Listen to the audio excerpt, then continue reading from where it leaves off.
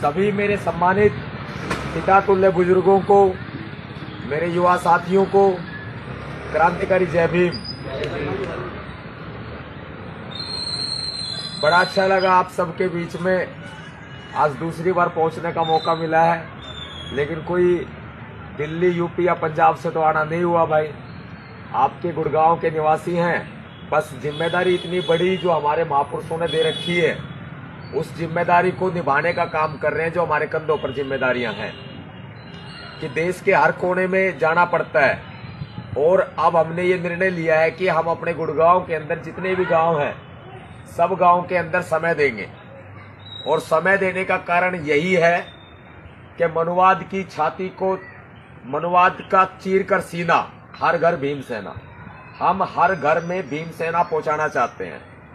कुछ साल पहले, 3 साल या 4 साल हो गए होंगे, कुछ साल पहले आपके गांव समसपुर में एक ऐसा ही वाकया हुआ था, जब यहां पर बाउंड्री वॉल कर दी गई थी, यानी कि 2 भाग बना दिए गए थे आपके हक के और आपके अधिकार के।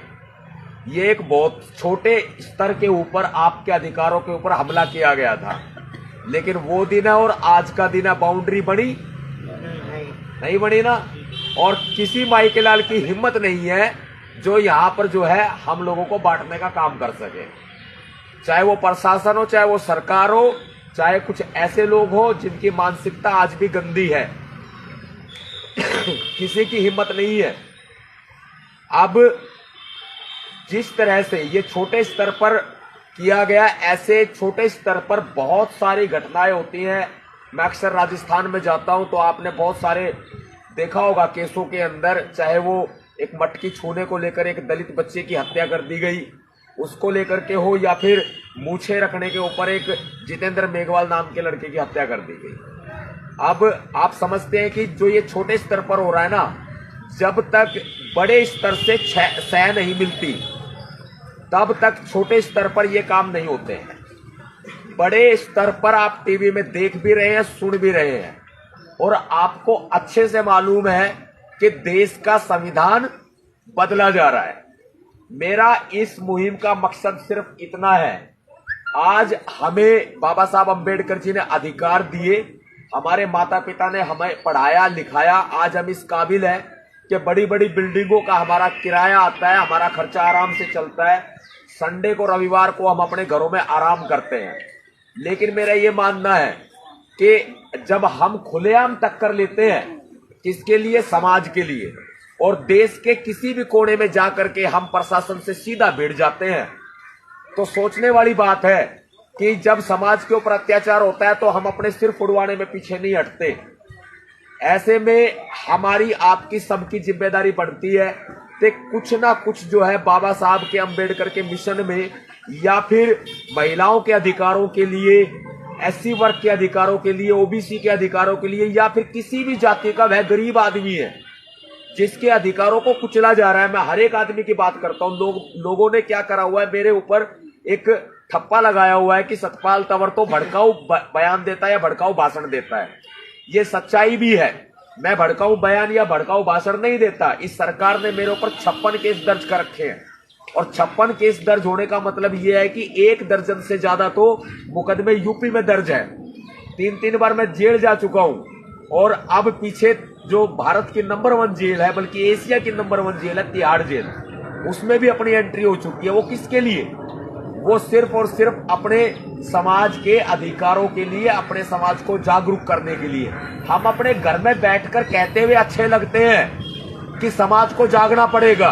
हम अपने घर में बैठकर ये सोचते हुए अच्छे लगते हैं कि भाई समाज में ऐसा कोई लीडर निकल के आए कि जो इस समाज को जागरूक करने का काम करे। लेकिन सबसे बड़ा सवाल ये है कि आखिर हम लोग क्या कर रहे हैं। मैं आप सभी साथियों का बहुत बहुत धन्यवाद देना चाहता हूं, विशेषकर लंबरदार साहब का और सभी पूरे गांव के निवासियों का, कि आप मेरे को सुनने के लिए पहुंचे। आज इस देश के अंदर जैसे हालात बना दिए गए हैं, आपको सबको पता है। हमारा जो अंबेडकर जी ने सीधी बात बताई है, 3 मूल मंत्र बताए हैं भाई, शिक्षित बनो, संगठित रहो और संघर्ष करो। सबसे पहले तो हमारी शिक्षा है, ये कलम जो है ना, ये हमारी ताकत है। और इस कलम से अगर कोई नहीं मानता तो फिर हम लठ बजाने के लिए भी तैयार है, उसमें भी पीछे नहीं है। क्योंकि सीधी सी बात है, जब कोई दुश्मन हमारे घर में घुस के हमला करेगा तो हम उसको ये थोड़ी ना दिखाएंगे देखो भाई कलम है मेरे पास। अपना बचाव ही करेंगे ना, लठ उठाएंगे, जेड़ी उठाएंगे और घर में जो कुछ मिल जाएगा वो उठाएंगे। अब इस कलम से भी हम तैयार हैं और दूसरे तरीके से भी हम तैयार हैं। बाबा साहब ने यही कहा है, संगठित रहो। संगठित का मतलब हमने एकजुट होना पड़ेगा। अब हमारे बीच में लोग चुनावों के अंदर आते हैं, शराब भी बांटते हैं, पैसा भी बांटते हैं। भाई उनका वो काम है बांटने का, प्रशासन का काम है उनको रोकने का, लेकिन प्रशासन की खुद मिली भगत है। यहां मैं बार बार एक बात कहता हूं अपने देश के लोगों को, अपने साथियों को, कि भाई इस देश के अंदर जो बीजेपी की सरकार है इसने आतंक इतना मचाया हुआ है।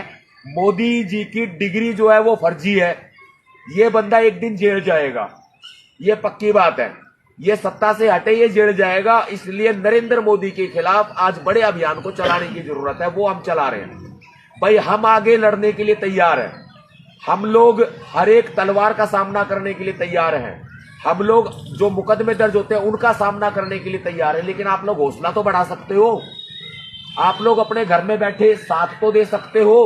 अब भाई सतपाल भाई कर रहा है, बढ़िया कर रहा है बिल्कुल। और जो नरेंद्र मोदी की सरकार है इसने संविधान बदलने के लिए पूरी ठान रखी है। आप ध्यान रखना, जिस दिन इस भारत देश का संविधान बदल गया उस दिन अव्यवस्था फैल जाएगी, अराजकता फैल जाएगी। उस दिन जो अधिकार है, जो आज हम बड़ी बड़ी बिल्डिंगें बना करके अपने आप को कहते हैं कि हम मालिक हैं और हमारे पास लाखों रुपए किराया आता है और हमें अपने बच्चों को अच्छे स्कूल में पढ़ाने का मौका मिला, ये सब अधिकार खत्म हो जाने हैं।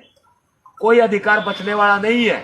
ऐसे में क्या रास्ता होगा हमारा, जब हमारा रास्ता सीधा संघर्ष की तरफ जाता है। जो संघर्ष अंबेडकर जी ने हमें रास्ता दिखाया वो रास्ता हमारे पास जाता है। मैं किसी व्यक्ति को बुजदिल बनाना पसंद नहीं करता। अपने घर में बैठ के मैं ये कहूं कि फलाने आदमी को ऐसे करना चाहिए, वैसे करना चाहिए। सबसे बड़ा सवाल है कि हम क्या कर रहे हैं।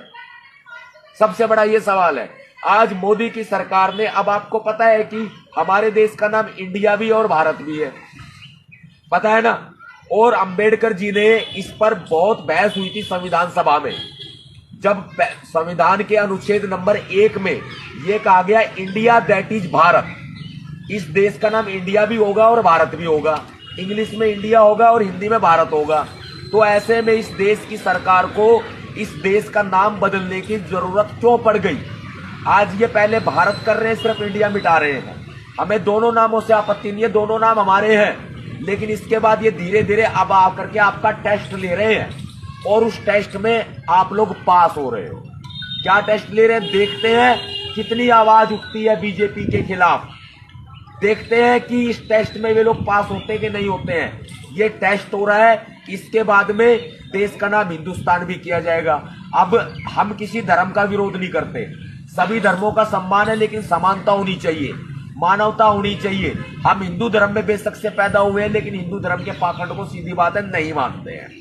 मैं किसी धर्म के ऊपर, किसी जाति के ऊपर अटैक नहीं करना चाहूंगा। मैं सीधी बात यह कहना चाहूंगा कि इस देश में हर एक धर्म का हिस्सा है कि नहीं है। भाई आप बताओ, एक धर्म को टारगेट करके अगर हम ये कह दें कि भाई एक ही धर्म का देश होना चाहिए, वो गलत है कि नहीं है। जब देश में हर एक धर्म का हिस्सा है और मौलिक अधिकार है धर्म निरपेक्षता का अधिकार, जो कि संविधान में है, तो हर एक धर्म को यहां पर जीने का और यहां पर रहने का अधिकार है। इसी तरह से हर एक जाति को है, लेकिन जातिवाद और सांप्रदायिकता ने इस देश को पीछे कर रखा है। इसी का फायदा बीजेपी उठा रही है। दंगे कराना बीजेपी का काम है, लोगों को भड़काना बीजेपी का काम है। अब इससे रोकना पड़ेगा। संविधान को बचाने के लिए हमें आगे आना पड़ेगा। यह बड़े संघर्ष की तरफ मैं इशारा कर रहा हूं आपको, क्योंकि यहां सिर्फ आपके पास ही नहीं, गुड़गांव में हर एक गांव में जाऊंगा, जंतर मंतर पर हड़ताल पे बैठूंगा, सारे काम करूंगा। यहां तक कि अगर आवश्यकता पड़ी तो हम लोग बहुत बड़े से बड़ा आंदोलन भी करेंगे। देश में